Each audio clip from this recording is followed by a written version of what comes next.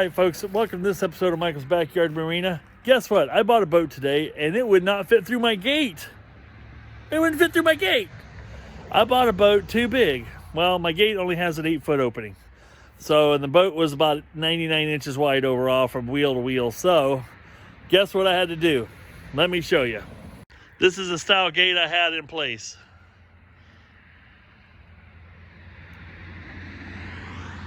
So, it has 2 gates that swing open. I can open just one at a time or both to get a vehicle through. Problem is, when you got a big old boat, it's got some big old broad hips on it, wouldn't fit through. So I had to take part of my fence apart. And I took it apart because it had the same gate here to start with as I have over in that section on the fence. So my post used to be right about here. So I took this part of the fence apart. Now this is about 14 feet wide. So now I'm gonna make myself 2 7-foot gates to swing open. One's pretty much permanent, the other one I can swing in and out. But I can always swing it open like this eventually when I get my new gates built. So I had to go out and buy me some more 2x4s. I'm gonna reuse all my old lumber. So I got all my old 1x here, dog-eared 1x. I'm gonna unscrew those. That's the beauty of screwing everything together. I can unscrew it, put it back together, and you will hardly be able to tell that I actually widened up my gate. Other than I'm gonna have one less light going on right here. So let's get after that. Time to build some gates.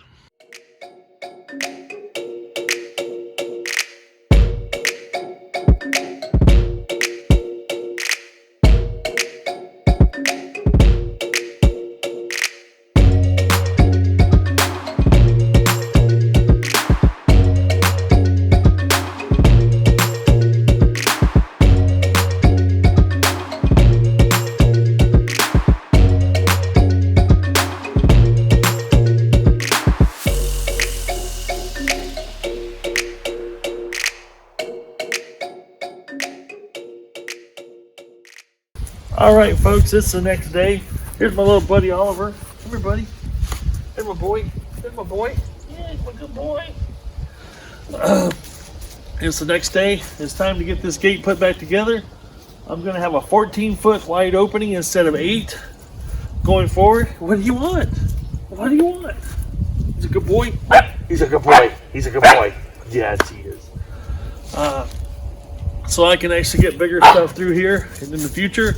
The boat I just purchased yesterday has a little bit, it's 100, right at 100 inches wide, 99 to 100 inches wide across the wheels.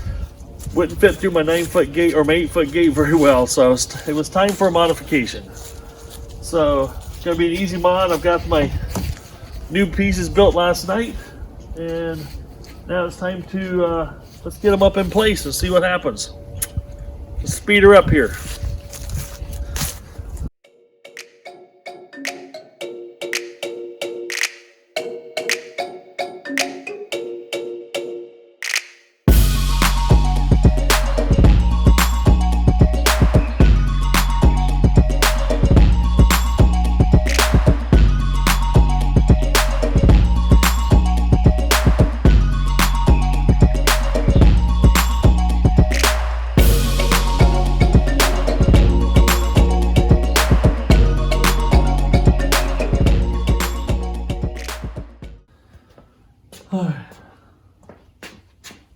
Man frame? Yep. Man frame? Yep. Man frame? Yep. Okay.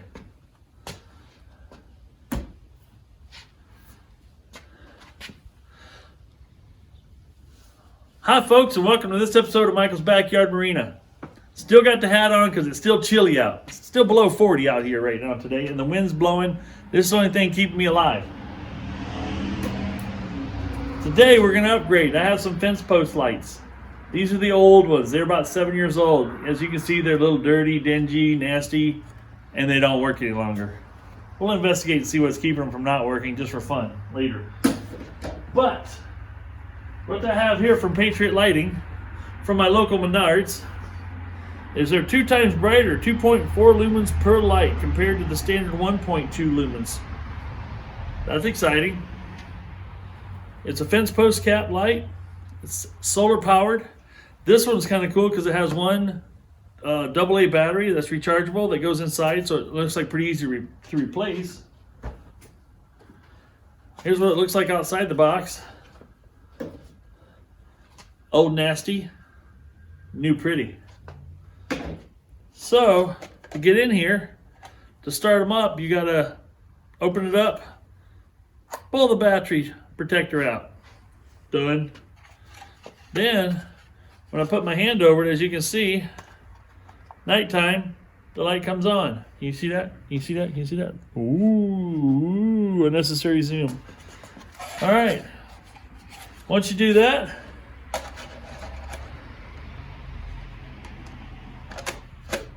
put her back together. You can peel this little protective piece off the top. It's ready to go on your fence post. Bam!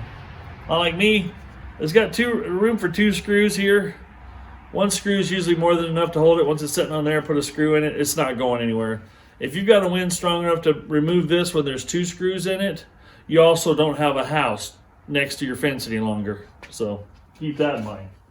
So yeah, they didn't have enough. They only had 7. I need about 13 or so to do all my fence posts. But this will get me started.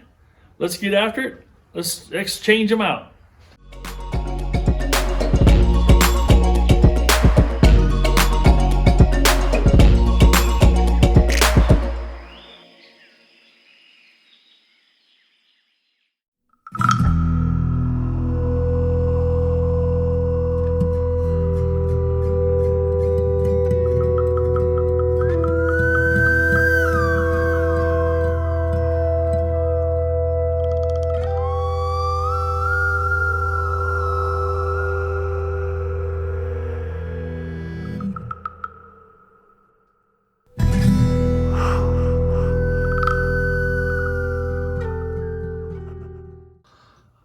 Another quick garage door tech tip I learned from one of my subscribers is that the garage door, when it's shut, the arm here should be pretty much vertical or slightly past vertical.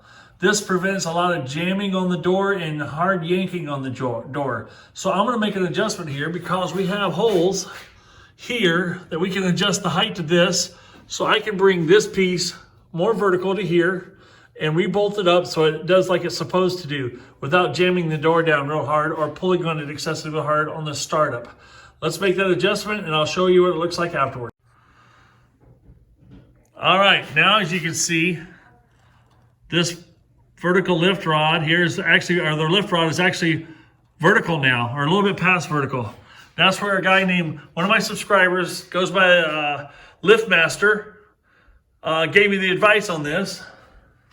Now watch. It's a nice gentle start as it comes up. And I've got this coming up where it just clears the opening. Now watch it when it comes down. If you watch my other videos, it went bang when it hit the bottom. And it was a nice firm shut. But listen to it now. I can hear it, the seal just bottom out, just hit. And it's so gentle and everything now, it doesn't go bang. Thank you, LiftMaster, I appreciate your tip. So that's it, folks. Last update for the garage door opener, I hope.